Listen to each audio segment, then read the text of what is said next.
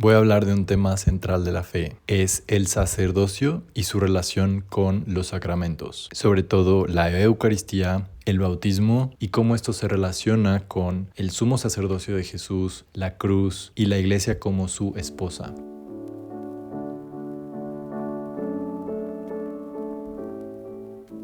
Hay un tema que como cristiano evangélico me costaba mucho trabajo entender de la teología católica y ahora siendo católico entiendo muchísimo mejor, pero sé que es un tema que puede ser piedra de tropiezo para muchas personas y por causa de eso alejarse de la Iglesia Católica. Es el tema del sacerdocio. En el movimiento protestante se cree que Jesús es el único mediador, lo cual también la Iglesia Católica cree. Se enseña que el sacrificio de Jesús no se repite, o sea, fue una vez para siempre, consumado, terminado, lo cual también la Iglesia Católica enseña. Y el tema del sacerdocio de todos los santos, y dentro de la rama evangélica se interpreta más radicalmente como un rechazo a la necesidad de sacerdotes, por ejemplo, o un orden eclesial en unidad sacramental. Pero dentro de la teología católica es muy diferente porque se apoya mucho más en la tradición apostólica. Yo antes, por ejemplo, usaba mucho el libro de Hebreos para ir en contra de lo que yo creía que era la postura católica. Y es que en Hebreos, por ejemplo, se narra que Jesús es el único sumo sacerdote, que ya no se necesitan sacrificios continuos. Y de esta forma yo, por ejemplo, como evangélico decía, claro, no se necesita un nuevo sacrificio como lo que los católicos creen que sucede en la Eucaristía, porque yo pensaba que ellos creían que la Eucaristía era como un nuevo sacrificio o que estaban otra vez crucificando a Jesús, pero esa no es la postura católica. De hecho, es curioso porque la carta a los hebreos fue recopilada y fue canonizada, reconocida como inspirada por la Iglesia Católica mediante concilios regionales y finalmente ecuménicos, como el Concilio de Trento, donde establecieron definitivamente el canon. No es que en el Concilio de Trento se creó el canon, sino que fue en respuesta a quienes estaban cambiando ese canon. La cuestión es que Lutero, por ejemplo, que él era en sí el que inició la reforma, él era el que desconfiaba de la epístola de Hebreos. Si fuera por Lutero, a lo mejor no la tendríamos en la escritura. Y la Iglesia Católica cree completamente en la epístola de Hebreos, pero lo integra todo. Me encontré también con este documento, por ejemplo, es una tesis del Vaticano, se puede encontrar en la página del Vaticano, voy a dejar el enlace aquí abajo en la descripción, pero explica qué es lo que la Iglesia Católica enseña sobre el sacerdocio. Primera tesis. En la Iglesia, todo ministerio jerárquico está vinculado a la institución de los apóstoles.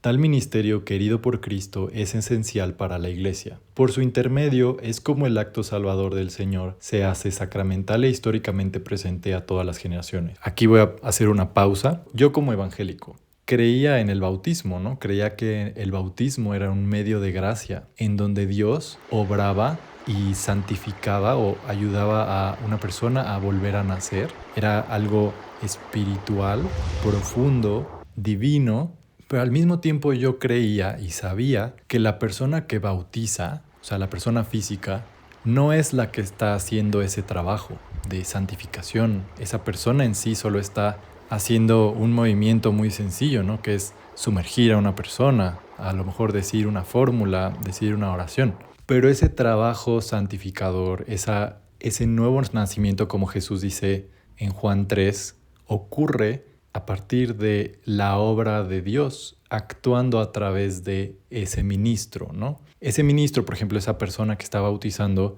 no es Dios, no reemplaza a Dios, no hace insuficiente la cruz, sino que es un instrumento que ofrece o hace eficaz o hace presente o tangible ese sacramento. Es el que lo oficia, pero Dios es el que obra a través de esa persona y no la persona en sí por sus méritos o su moralidad o su perfección. Es por eso que entendemos en la Iglesia Católica que Jesús es el sumo sacerdote. Los sacerdotes terrenales en sí no están haciendo que la Eucaristía sea carne y sangre, sino es Cristo funcionando a través del orden que Él mismo dejó. Los sacerdotes que están consagrando el pan y el vino no están recrucificando a Jesús. Están haciendo presente ese mismo sacrificio ahora en la forma de pan y vino. Continuando con esta lectura, dice: en la nueva alianza no hay más sacerdocio que el de Cristo.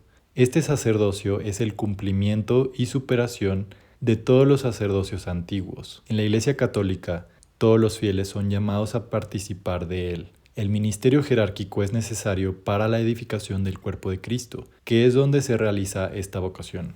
Solamente Cristo realizó el sacrificio perfecto en la ofrenda de sí mismo a la voluntad del Padre. Por tanto, el ministerio episcopal y presbíteros es sacerdotal en cuanto que hace presente el servicio de Cristo en la proclamación eficaz del mensaje evangélico, en la reunión y dirección de la comunidad cristiana, en la remisión de los pecados y en la celebración eucarística en la que se actualiza de manera singular el único sacrificio de Cristo. Aquí termina la cita. Entonces, ¿por qué en la Iglesia Católica hay obispos, presbíteros y diáconos? Simplemente porque la Biblia narra un orden eclesial con una jerarquía visible, obispos, presbíteros y diáconos, siendo ordenados mediante imposición de manos, primero de los apóstoles y después del consejo de presbíteros que ordenaban obispos. Esto se puede ver en Hechos 6, Hechos 13, 1 de Timoteo 4 y 1 de Timoteo 5, entre otras partes como Hechos 15. Eran los ancianos los que tenían la capacidad o autoridad para crear concilios en Hechos 15, por ejemplo. Incluso Pablo pasó por esa ordenación en Hechos 6, del 5 al 6. Pero obviamente también los fieles son parte de este sacerdocio, tanto en la vida laica como en la vida consagrada.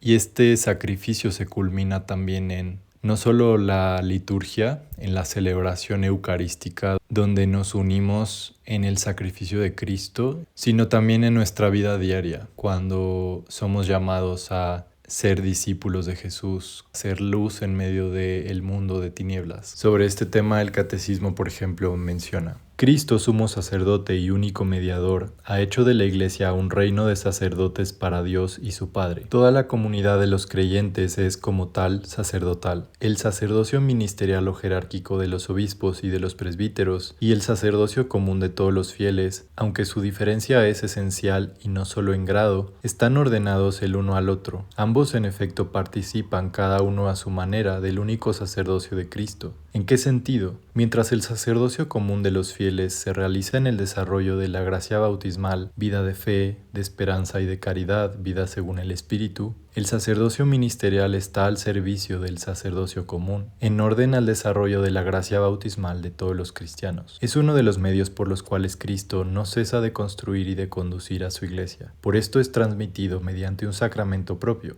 el sacramento del orden. Esta presencia de Cristo en el ministro no debe ser entendida como si éste estuviese exento de todas las flaquezas humanas, del afán de poder, de errores, es decir, del pecado. No todos los actos del ministro son garantizados de la misma manera por la fuerza del Espíritu Santo, mientras que en los sacramentos esta garantía es dada de modo que ni siquiera el pecado del ministro puede impedir el fruto de la gracia. Existen muchos otros actos en que la condición humana del ministro deja huellas que no son siempre el signo de la fidelidad al Evangelio y que pueden dañar por consiguiente a la fecundidad apostólica de la Iglesia. El ejercicio de esta autoridad debe, por tanto, medirse según el modelo de Cristo, que por amor se hizo el último y el servidor de todos. El Señor dijo claramente que la atención prestada a su rebaño era prueba de amor a Él. Aquí termina esta cita. Los sacerdotes, por ejemplo, en la Iglesia Católica no es que sean perfectos o que sean superiores moral o espiritualmente. De hecho, todo lo contrario, o sea, los sacerdotes son personas y por eso necesitan estar bajo rendición de cuentas, o sea, necesitan estar sometidos al magisterio, necesitan estar sometidos a una jerarquía visible para que puedan prevenirse distintas formas de abuso o que puedan corregirse si es que suceden. Lo cual es muy difícil obviamente en un mundo caído como el de nosotros. Pero creo que ese esquema, esa jerarquía tiene un propósito. Hay una diferenciación teológica actual en la Iglesia Católica. El bautismo sí es considerado válido sacramentalmente, aunque alguien sea bautizado fuera de la Iglesia Católica. Lo importante es que tiene que tener la fórmula correcta, es decir, la fórmula trinitaria y que debe decir: yo te bautizo en el nombre del Padre, el Hijo y el Espíritu Santo. Si la fórmula es diferente, por ejemplo, si alguien dice: nosotros te bautizamos entonces ya no es válido porque ya no está actuando la fórmula en persona Christi, ya es nosotros en vez de yo en el nombre de Jesús. Pero la Eucaristía dentro de la iglesia protestante y evangélica o no denominacional no es considerada la Eucaristía como sacramentalmente válida ni como carne y sangre de Jesús, porque se ha roto con la teología litúrgica, con la unidad episcopal, con la sucesión apostólica. Esto se ve incluso desde el primer y segundo siglo con personas que vivieron y conocieron a los apóstoles como Ignacio de Antioquía. Ignacio de Antioquía es una persona que murió en el año 110. Él era obispo de Antioquía y, según la tradición apostólica, fue discípulo del apóstol Juan. Y también era cercano a Policarpo, y Policarpo era también discípulo del apóstol Juan. Y en el año 107, antes de ser martirizado, escribe: considerad como válida solamente aquella Eucaristía que se celebra bajo la presidencia del obispo o de aquel a quien él haya encomendado. Donde aparece el obispo, allí esté la comunidad, así como donde está Cristo, allí está la Iglesia Católica. Cipriano de Cartago, en el tercer siglo, dice: pero ¿cuál es la magnitud de su error y la profundidad de su ceguera? Se afirma que la remisión de los pecados se puede conceder en las sinagogas de los herejes, y no se asienta sobre el fundamento de la única iglesia que Cristo fundó sobre la roca. Esto se puede percibir por lo que Cristo dijo solo a Pedro: todo lo que atéis en la tierra quedará atado en el cielo, todo lo que desatéis en la tierra quedará desatado en el cielo. Mateo 16:19. Ahora con el tema de la Eucaristía. ¿De dónde viene la palabra Eucaristía? Viene del versículo de Lucas 22:19, donde dice: tomó el pan y dando gracias, dijo. La palabra dando gracias en griego es eucaristeo, que significa Eucaristía. Por eso, desde el primer siglo, vemos a personas como Ignacio de Antioquía llamándole Eucaristía y carne y sangre de Jesús. Cuando Jesús es crucificado, de su costado brotan agua y sangre, que Agustín de Hipona interpreta como los dos sacramentos. Aquí, por ejemplo, Agustín de Hipona nos dice: así como Adán era figura de Cristo, también la mujer, habiendo sido creada del costado del que dormía, así también del costado del Señor que dormía, es decir, del que moría en la pasión, al ser herido con la lanza, estando en la cruz, brotaron los sacramentos con los que formó la Iglesia. De su futura pasión dice así en otro salmo: yo me dormí y tomé el sueño, y me levanté porque el Señor me sustentó. Luego por el dormir se entiende la pasión. Eva fue formada del costado del que dormía, Adán, y la Iglesia del costado del que padecía. San Agustín de Hipona, Exposición de los Salmos 138. En Génesis, por ejemplo, la mujer es tomada de la costilla del hombre. Del mismo modo, en el Nuevo Pacto, la Iglesia es tomada de la costilla de Jesús. La Iglesia nace en la cruz. Estas dos fuentes que brotan del costado de Jesús, San Agustín de Hipona y también la Iglesia Católica, lo interpreta como el bautismo, que es el agua, y la Eucaristía, que es la sangre. La Iglesia en sí, cuando vemos que es la novia, que es el cuerpo de Jesús, que es la amada, se une a Jesús a partir de el bautismo y la Eucaristía. El tema, por ejemplo, del matrimonio en el Antiguo Pacto. Cuando Dios lo establece con Adán y Eva, les dice: se unirán y se volverán una sola carne. Después nos dice en Isaías y en otros libros proféticos que Dios es nuestro amado, nuestro esposo, e Israel es su novia. En el libro de Malaquías nos dice, por ejemplo, que Dios, cuando une a dos personas en matrimonio, ya no son dos, sino uno, y dice que son un solo espíritu y una sola carne. En el Nuevo Pacto, Jesús se presenta como el amado, cambia en las bodas agua por vino y multiplica panes. Y en la última cena, que es en el tiempo de Pascua, en vez de hablar de la Pascua antigua, él inaugura la nueva alianza, que es la Eucaristía, participar en su carne y sangre. Comer la sangre del Cordero es la realidad de lo que la sombra apuntaba, porque el memorial en la Biblia, incluso en el Antiguo Pacto, estaba unido al sacrificio. Los memoriales, como la Pascua, estaban unidos a un sacrificio sagrado.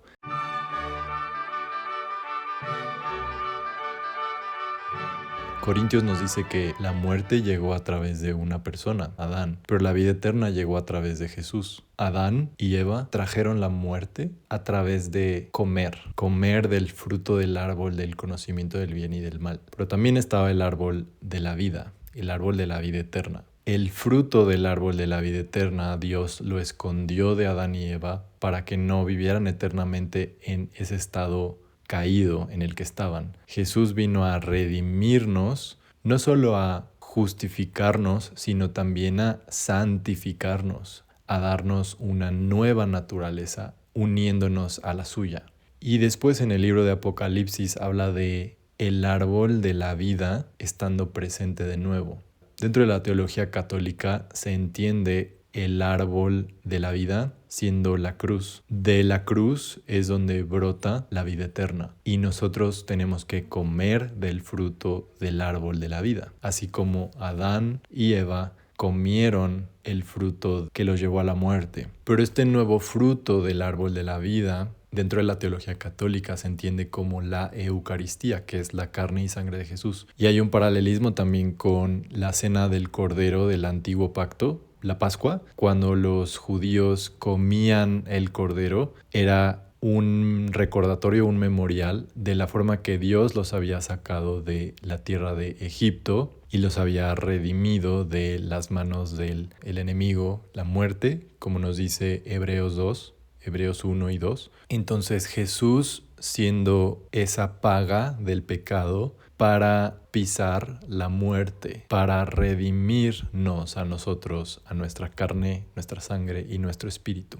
Juan de Damasceno, en Exposición de la Fe Ortodoxa, dice: el pan y el vino no son meras figuras del cuerpo y la sangre de Cristo, Dios no lo quiera, sino el cuerpo deificado del Señor mismo, pues el Señor ha dicho: este es mi cuerpo, no, esta es una figura de mi cuerpo, y mi sangre, no, una figura de mi sangre. Y en una ocasión anterior había dicho a los judíos: si no comen la carne del Hijo del Hombre y beben su sangre, no tienen vida en ustedes. Porque mi carne es verdadera comida y mi sangre es verdadera bebida, y además, el que me come vivirá.